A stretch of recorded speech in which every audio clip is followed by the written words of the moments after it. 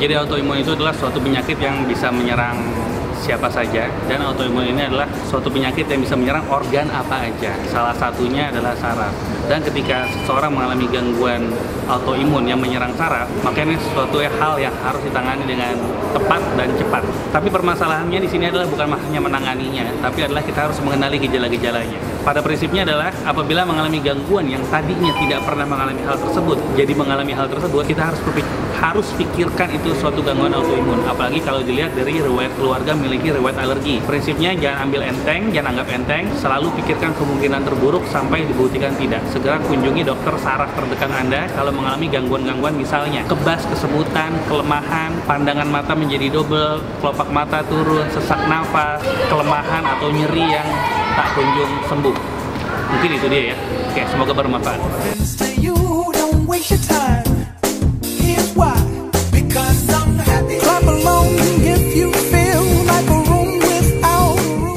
Riset tentang stem cell yang berhubungan dengan autoimun dan sekarang sudah cukup maju di dunia, tapi mungkin belum dilakukan di Indonesia, di mana beberapa penelitian gabungan antara negara China, Amerika maupun Jepang itu sudah berhasil melakukan pengobatan autoimun. Dalam hal ini adalah SLE.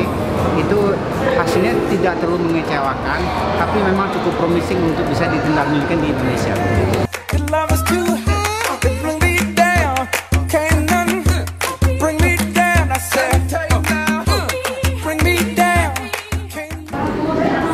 Trisnanisasi, penyintas Sjogren Syndrome dan Hyper IgE. Saya adalah founder dari komunitas ODAI.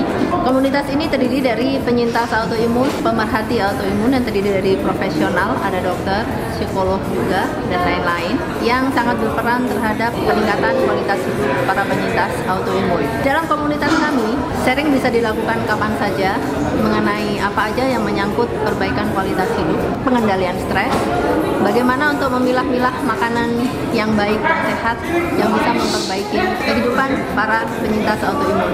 Jika ingin bergabung dengan kami, silakan. Kami ada WA group siap membantu Anda pertanyaan sekitar autoimun. Sekian, salam.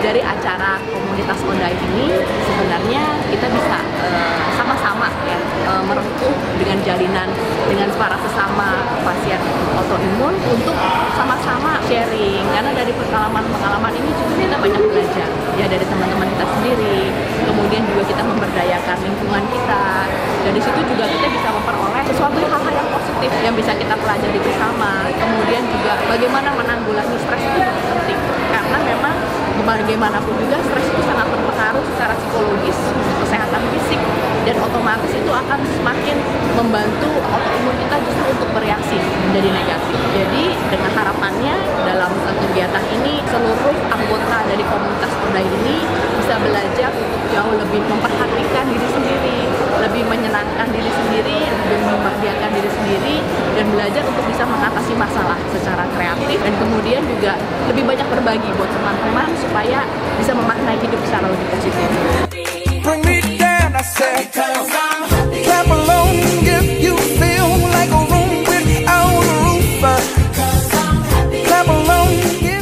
Kami membawakan materi tentang leaky gut, yaitu kebocoran usus.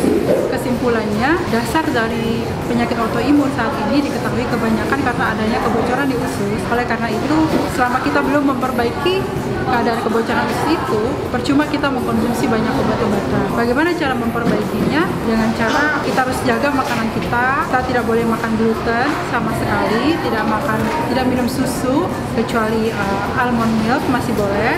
Lalu kita juga harus makan makanan yang tidak berpengawet, sama kita harus mengkonsumsi kaldu tulang. Kaldu tulang itu bagus banget karena leaky gut, kebocoran usus itu bisa diperbaiki dengan cara mengkonsumsi protein hewan. Kalau kita mendapatkan obat dari dokter tapi kita tidak mengatasi kebocoran si usus, kita akan terus minum obat dokter sampai selamanya bahkan, dan tidak akan mendapatkan kesembuhan.